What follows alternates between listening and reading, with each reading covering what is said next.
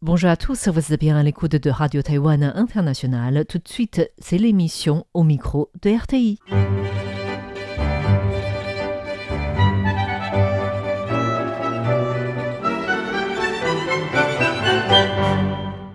Bonjour à tous, c'est Meg Wang. Et François-Xavier Boulet. Et au micro de RTI aujourd'hui, nous retrouvons le professeur Chang Tai-Lin, spécialiste de sciences politiques et surtout sur les questions de politique européenne, qui partage avec nous un petit peu la situation actuelle, les enjeux et les défis des relations entre Taïwan, la communauté européenne, mais aussi entre Taïwan et les différents pays membres de l'Union européenne, et notamment de la France.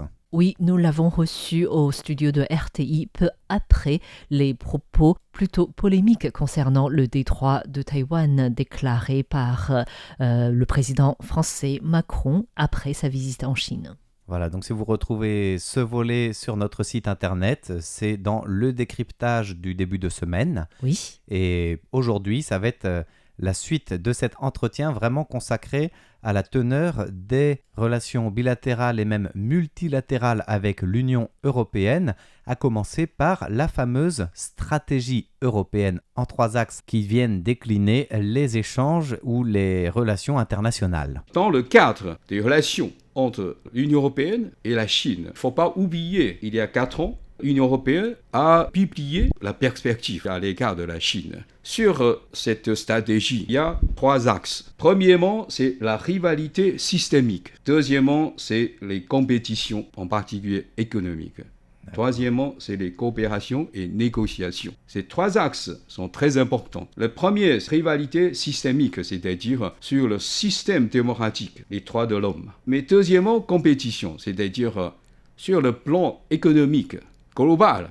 Et troisièmement, les coopérations, négociations. Il y a beaucoup de sujets qui doivent être coopérés ensemble. Par exemple, le changement climatique, biodiversité et l'environnement. Ces 3 axes souvent se croisent ou se chevauchent. Si on revient sur la politique de Macron, économiquement, peut-être il rentre dans le deuxième axe économique. Et il y a beaucoup de sujets, ou les contrats, peut-être dans le troisième axe négociation, coopération. Mais ce qui n'empêche pas de montrer qu'il y a quand même une espèce de rivalité entre ces 2 côtés, enfin, France, ou bien dans le cadre de l'Union européenne. Et pour le professeur Chang Tai-Lin, l'Europe pourrait y gagner en jouant sur ces 3 axes en fonction de la situation dans ses relations avec les 2 rives du détroit de Taïwan. Sur les relations internationales, il y a des jeux, des grandes puissances.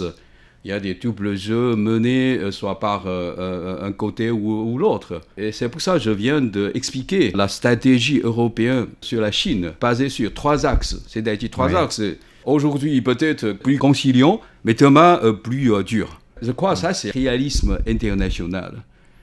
À Taïwan, j'apprécie beaucoup, à l'heure actuelle, le ministre des Affaires étrangères réagit en permanence et régulièrement à l'égard des discours des leaders européens.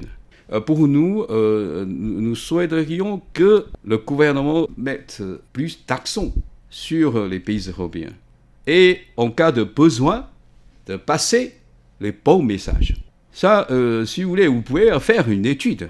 Depuis de longue date, on réagit toujours avec même un parlementaire américain, mais jamais très peu. Un parlementaire député français ou hollandais ou britannique. Mais c'est ça l'équilibre. Donc, moi, je crois que c'est une bonne chose, en tout cas. Je crois qu'il ne faut pas mettre l'accent sur la position de Macron. Parce qu'à mes yeux, la France ou Macron représente une seule voix. L'Union européenne a 27 États membres. Chaque pays jouit son indépendance de la politique étrangère et leur dernier choix sur la politique commune, en particulier sur Taïwan. L'Union européenne est le 5e partenaire commercial avec Taïwan. Et le chiffre commercial bilatéral est de 75 milliards US$ en 2022. Et en plus, l'Union européenne est le premier investisseur de Taïwan. Je crois donc qu'il faut éviter des malentendus causés uniquement par un leader européen ou l'autre. Il faut donc continuer à renforcer les coopérations économiques et commerciales avec Taïwan et l'Union européenne. Ces derniers jours, Taïwan a beaucoup de soutien de l'Europe, en particulier dans l'opinion publique. Par exemple, les chercheurs, professeurs et les jeunes. J'ai observé ce phénomène, c'est-à-dire les Européens et les Français aussi veulent comprendre la cause de Taïwan.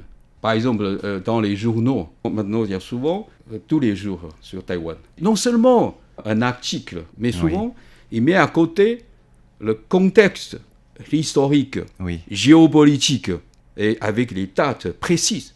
Mais là, c'est très bien. Donc, je crois on doit continuer ce genre des efforts côté européen et aussi taïwanais pour mieux passer les messages, mieux comprendre. Et je crois que c'est important pour l'avenir des relations Taïwan-Union européenne et avec les différents États membres. Et dans ce contexte, le professeur Chang Tai-lin estime que la multiplication des échanges et des visites parlementaires des divers pays européens à Taïwan est un signe de bonne santé et c'est en tout cas la bonne direction à prendre, mais ça doit aller encore plus loin, non pas forcément par des visites de plus en plus successives, mais en les concrétisant, en passant de la parole aux actes. Comme nous partageons avec les Européens les valeurs communes, la démocratie, la liberté, les droits de l'homme, l'expression libre de la parole.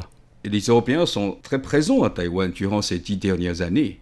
Les Européens mènent les coopérations à travers tous les aspects politiques. Maintenant, c'est comment... Oui, la visite du groupe parlementaire, c'est quand même politique, c'est pas culturel. Et la protection de l'environnement, et puis le dialogue, les conférences sur les droits de l'homme. Tout cela mérite d'être plus développé par les efforts l'un et l'autre. Et donc, pour Taïwan, je crois que nous devons approfondir notre système démocratique et renforcer notre capacité d'autodéfense. Et en particulier, être plus ouvert à l'égard de l'Europe tout entière. Mais il faut toujours élargir le champ de contact. Et en dernier ressort, les Taïwanais apprécient beaucoup, comme vous disiez tout à l'heure, des visites successives des parlements des pays européens et aussi délégations des commerçants de l'Europe centrale.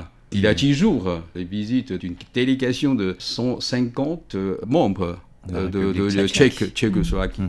Cela représente vraiment un intérêt concret. Mais à part cela, dans l'avenir, il faut renforcer les contacts bilatéraux ou multilatéraux. Le soutien, la visite de la délégation parlementaire sont très bien, mais pour aller plus loin, il faut quand même établir certaines coopérations concrètes à partir de la visite des ministres, c'est-à-dire ministérielle. Au niveau ministériel. Oui, ministériel, je crois que ça c'est important. Jusqu'ici, il n'y a pas de ministres qui sont venus. En Allemagne L'Allemagne, une ministre... il est venu elle était venue il y a 2 semaines. J'aurais bien voulu aussi attirer l'attention des amis qui nous écoutent. Je disais tout à l'heure, la nature du commerce entre la France et l'Allemagne est différente. Les Allemands peuvent gagner de l'argent de la Chine, mais pas de Français. C'est-à-dire, comme je disais, le déficit commercial toujours est déficitaire pour la vente. Est-ce que vous pensez que c'est envisageable, dans un court avenir, de voir des ministres, par exemple français, donc au niveau de l'exécutif, échanger plus directement avec Taïwan ? Oui, j'espère. Ce n'est pas difficile. Nous avons des dialogues multilatéraux, par exemple avec l'Union européenne. Mais nous avons aussi le dialogue bilatéral.